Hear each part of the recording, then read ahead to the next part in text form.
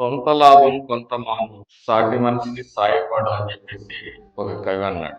ఆ స్ఫూర్తితో ఈరోజు గౌరవ ముఖ్యమంత్రి వర్యులు నారా చంద్రబాబు నాయుడు గారు సమాజంలో ఉన్న అన్ని వర్గాలని కూడా అదే పిలిపిస్తున్నారు. నీ సాటివాడికి సాయపడమని చెప్పేసి, నీకున్న దాంట్లో నువ్వు చేయగలిగినంత మరి కష్టాల్లోనో ఇబ్బందుల్లో ఉన్న మనిషికి సాయం చెయ్యి అని చెప్పి ఒక గొప్ప ప్రేరణని కలిగించడమే మరి B4 ముఖ్య ఉద్దేశం. అందరూ చెప్తారు పోతా ఏమి కట్టుకొని పోమని, కానీ ఉన్నప్పుడు నువ్వు చేసిన మంచి పనులు నీ దాతృత్వమే నీ తర్వాత కూడా ప్రజల మధ్యలో మిగులుతాయి.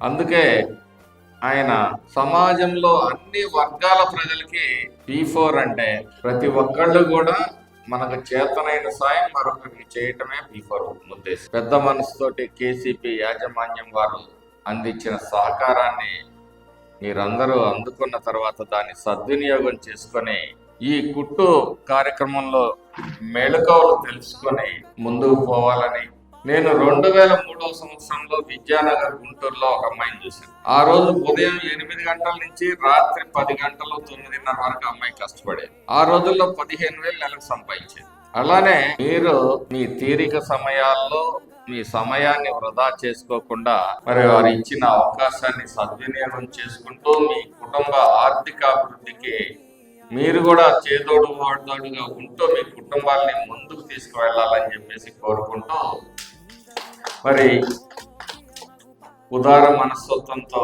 వ్యవహరించిన ఇందిరాదత్ గారికి, వారి కుమార్తెకి ధన్యవాదాలు తెలియజేసుకుంటూ, ఈ B4 అనేది ఒక ఉద్యమం లాగా సాగాలి, సమాజంలో ఆర్థిక అసమానతలు తొలగాలని చెప్పేసి కోరుకుంటూ అవకాశం ఇచ్చిన మీ అందరికీ పేరు పేరున ధన్యవాదాలు తెలియజేసుకుంటూ సెలవు.